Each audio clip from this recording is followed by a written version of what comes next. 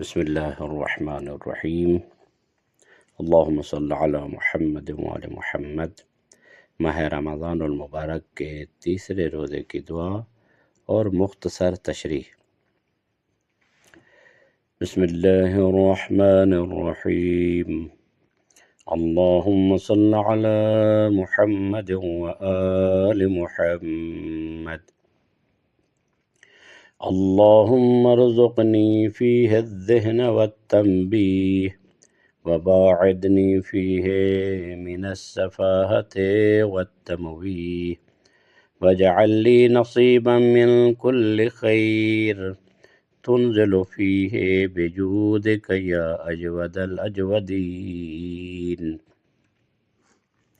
اے اللہ، اس روز مجھے ذہانت اور بیداری عطا فرما، اور مجھے حماقت اور دھوکہ دہی سے دور رکھ، اور جو بھی بھلائی تو اس میں نازل فرمائے مجھے اس میں سے حصہ عطا فرما، اپنی سخاوت کے صدقے اے سب سے زیادہ سخاوت کرنے والے۔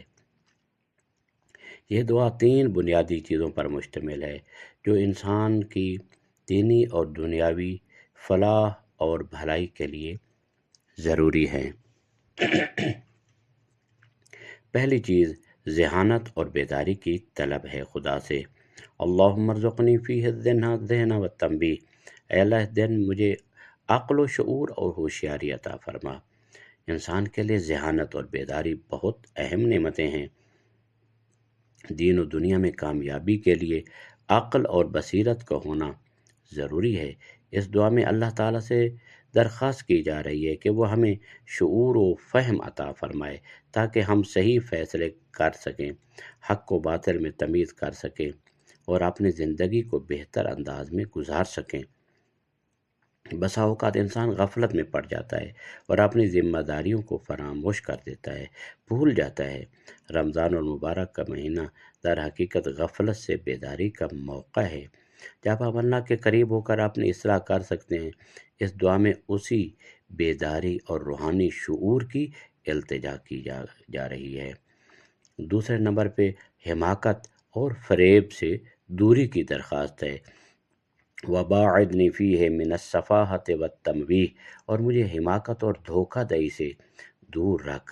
صفات، حماقت، بے وقوفی، غیر دانش مندانہ رویہ، ناپختہ خیالات اور بے فائدہ کاموں میں مشغول ہونا، اس سے خدا کی بارگاہ میں دعا کی جا رہی ہے کہ خدا اس سے بچانا۔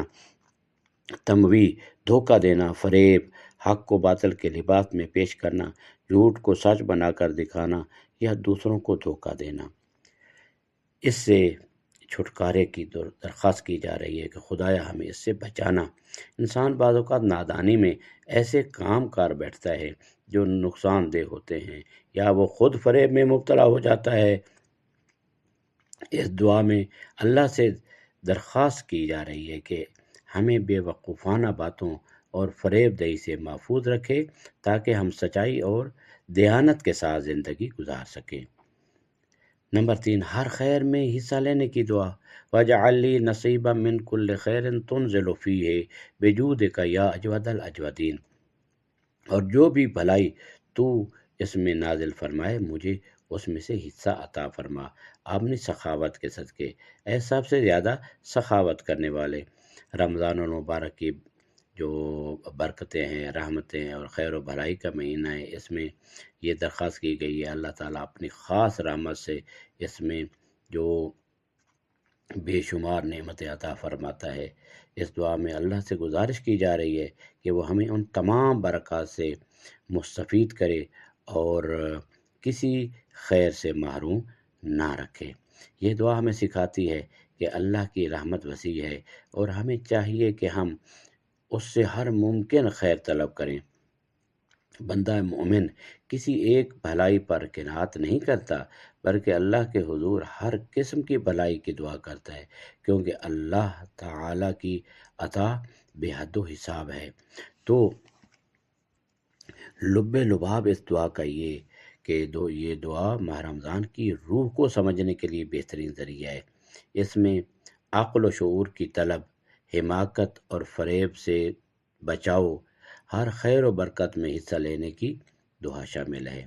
ہمیں چاہیے کہ ہم اس دعا کو اپنی زندگی کا حصہ بنائیں، اللہ سے حقیقی شعور اور بیداری طلب کریں، نادانی اور دھوکہ زئی سے بچیں اور ہر خیر میں حصہ پانے کی کوشش کریں۔